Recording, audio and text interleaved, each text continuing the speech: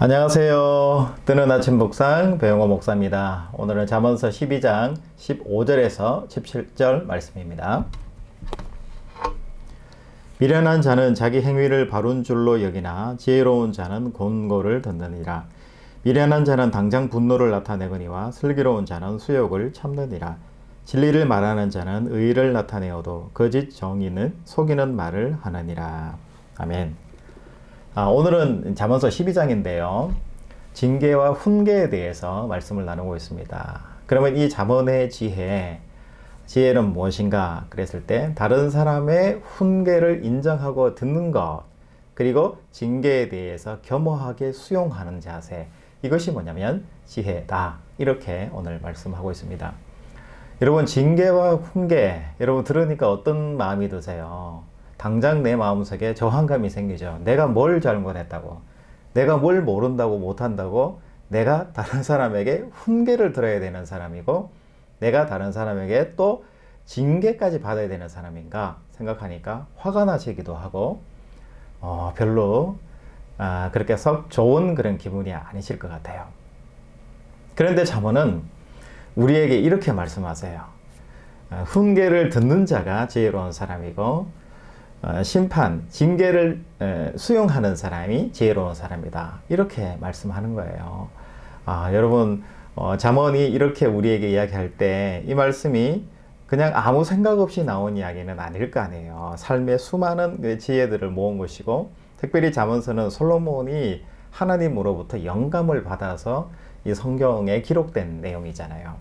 그러니까 하나님의 말씀과도 같은 것이니까 우리가 이걸 받아들여야 되는데, 징계와 훈계 정말 받아들이기 쉽지 않은 내용인 것 같아요. 그런데 여러분, 성경에서 이 징계와 훈계를 잘 받아들인 사람이 기록이 되어 있습니다. 모범이 되고 모델이 되는 사람이 있는 거죠. 그게 누굴까요? 가장 대표적인 사람이 다윗이라고 생각할 수 있습니다. 여러분, 다윗과 바세바 사건 아시잖아요. 그 남의 여자를 일종의 강간하고 마찬가지인 거잖아요. 자기가 그것도 다 취했어요. 그리고 남편은 죽일 정도로, 오늘날 기준으로 생각하면은 그냥 이건 사형감이에요. 더 이상 뭐 볼 거 없는 인간 말종 중에서도 말종이다. 이렇게 생각할 수 있어요. 그런데 그 당시 시대 상황으로 이야기해 보면 왕의 입장에서는 할 수 있는 일이다라는 것을 감안했을 때, 이 다윗이 나단 선지자가 와서 하나님의 말씀을 딱 심판으로 네가 바로 그 사람이야 라고 훈계하고, 그리고 그에 대한 심판, 징계까지 함께 왔잖아요. 아들이 죽는다든지 여러 가지 힘든 일들을 많이 겪게 되잖아요. 그럴 때 이 다윗이 위대한 것은 하나님의 그 훈계와 징계를 자기가 듣고 수용하고 달게 받았다는 것, 이것이 다윗의 위대한 부분이 아닌가 싶어요. 여러분, 우리도 얼마든지 삶의 자리를 살아가면서 선택을 할 수 있어요. 내가 잘하는 선택을 할 수도 있고, 내가 말도 안 되는 잘못된 심판받을 그런 선택을 할 수도 있다라는 거죠. 그런데 다윗은 그 훈계와 심판을 달게 받았잖아요. 어떻게 받았나요? 그 이야기를 듣고 뭐 나단을 징계하거나 그런 것이 아니라 겸허하게 수용을 한 거고요.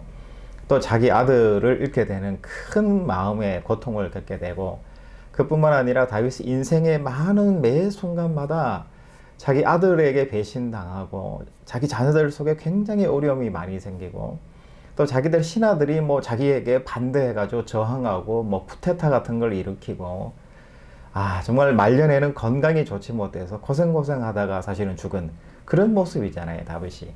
그런데 성경에는 다윗을 그렇게 묘사하고 그리고 있지 않아요. 하나님 앞에 정말 심판받고 훈계를 들었지만 겸허하게 순종함을 통해서 자기 인생에서 정말 회개하고 하나님 앞에 살아가는 사람으로서의 그 삶을 살아간 모델이 된 사람으로 그렇게 소개하잖아요. 여러분 어떠세요? 다윗과 같은 그런 삶을 그냥 화려한 어떤 존재 이런 게 아니라 하나님 앞에서의 그 훈계와 징계를 달게 인정하고 순종하면서 살아낸 이 다윗의 모습이 아름답게 느껴지지는 않는가 모르겠습니다.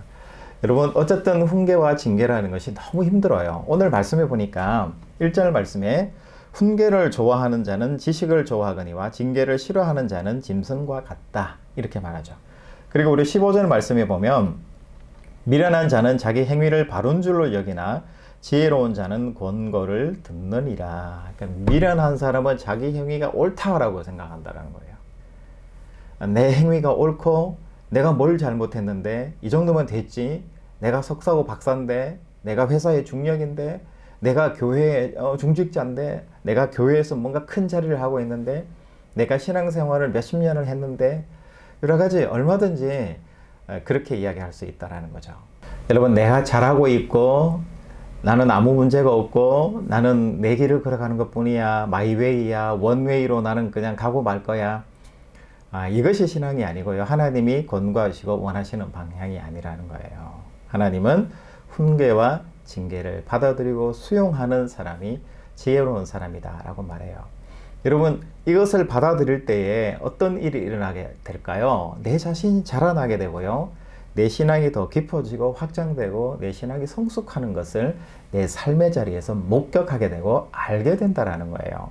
그 말씀이 어디냐면 오늘 24절 말씀에 보니까 부지런한 자의 손은 사람을 다스리게 되어도 게으른 자는 불임을 받느니라. 여기에 나오는 부지런한 자의 손이라는 게 뭘까요?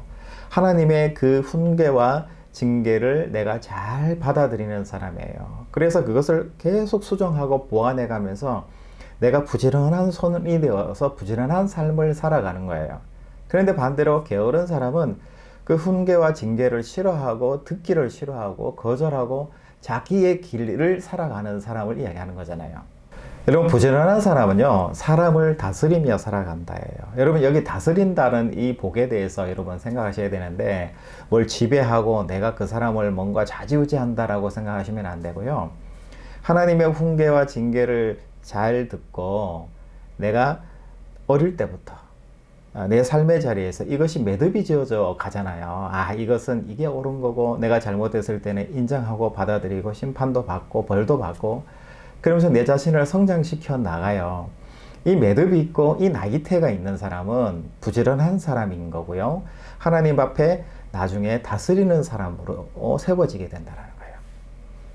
여러분, 사람들 앞에 다스리고 세워진다라는 거, 이거 너무 좋겠다 이런 생각이 들죠. 그런데 성경에서의 관점은 좋겠다가 아니라 하나님 뜻대로의 그 부지런한 삶, 손의 삶을 살아가게 되면 하나님이 자기와 함께 동료가 되게 하고요. 그 길에서 많은 형제 자매들을 만나게 하고 거기에서 함께 살아낼 동역자들도 만나게 되고, 그러면서 자기 삶의 자리들이 확장이 되는 거예요. 그리고 깊어지게 되고요. 거기서 그리스도가 나타나게 되고 생명이 나타나게 된다는 것을 말씀하는 거예요. 여러분, 얼마나 멋있고 괜찮은 거예요. 훈계와 징계를 달게 받기를 사랑하는 사람은 그런 삶을 살아나게 된다는 거예요. 그런데 반대로 게으른 사람은 어떻게 될까요? 사람을 다스리는 사람이 아니라 사람 밑에서 부림을 당하는 사람으로 살게 될 것이다. 이렇게 24절 말씀에서 이야기해요. 이 부림을 당한다는 게 무슨 말일까요? 자기가 훈계 받아본 적 없고 징계 받아서 성장해 본 적이 없으니까 다른 사람을 낮은 수준에서 아니면 그 삶의 자리에서 이끌을 수 있는 인도의 어떤 경험이 없는 거예요. 그 자리에서 사람을 더 성장케 해본 경험이 없다 보니까 어떤 사람과 관계하고 만나도 어떤 그 사람에게 나에게 좋은 것인지 좋은 관계인지 더 자라나게 하는 그런 관계인지를 내가 알 수가 없어요. 몰라요. 왜냐하면 내가 경험이 없기 때문에, 내가 고민하지 않았기 때문에. 그러다 보니까 어쩔 수 없이 불임을 당하는 자리에 열심히 근면성실하게 나는 내 길을 가는 수밖에 없고, 맨날 수정해 주세요 요청 듣고 계속 변화를 요청받는 그런 자리에, 수동적인 그런 자리에 내가 머물게 된다는 거예요. 여러분, 이게 아무것도 아닌 것 같고 나는 내 길로 가면 되지 이렇게 생각하는데, 여러분 한번 생각해 보세요. 학생이 선생님에게 수학 문제를 풀라 이렇게 했는데 못 풀어가지고 똑같은 거를 일주일째, 한 달째, 1년째 그걸 못 푼다고 생각해 보세요. 선생님이 매일 감시해와, 이거 알아야 돼, 또 해와, 그런데 계속 모른다고 생각해 봐요. 그것만큼 고통스러운 게 없는 거예요. 우리가 신앙생활을 하는데도 뭔가 하나님과 소통이 안 돼요, 영적으로. 이게 정말 답답한 노릇이잖아요. 여러분 부부간에도 마찬가지예요. 매일 만나서 얼굴 맞대고 같이 가정에서 생활하고 대화하고 소통해야 되는데 대화가 안 되는 거죠. 무슨 말을 하는지 알아들을 수가 없어요. 너무 힘들고 힘겨워요. 그러면 살아가는 게 불통이고 재미가 없지 않습니까? 물론 하나님 덕분에 살아갈 수는 있겠지만 굉장히 재미없는 인생을, 별 의미 없는 인생을 계속 살아가게 되니까 그게 힘들어진다는 거예요. 여러분 마찬가지입니다. 하나님께서 오늘 말씀하시기를 지혜로운 사람은 훈계와 징계를 듣고 그것을 수용하는 사람이다.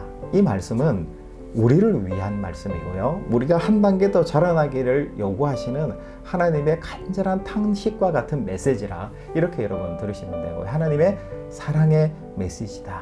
이렇게 들으시면 좋을 것 같아요. 여러분들은 선택하실 수가 있습니다. 여러분 다스리고 인도하는 인생의 모양으로 내가 나이 들면서 살아갈 것인지, 아니면 내가 계속 수정을 요청받고 불임당하는 인생으로 내 삶을 살아가게 될 것인지는 우리에게 두 가지 갈릴 길이 있다는 거예요. 그리고 우리가 얼마든지 선택할 수 있다는 거예요. 그런데 사람들은 대부분 다 후자의 길을 자꾸 선택하고 걸어가게 되는데, 하나님은 지혜자의 행동은 뭐냐 그랬을 때 바로 전자라는 거예요.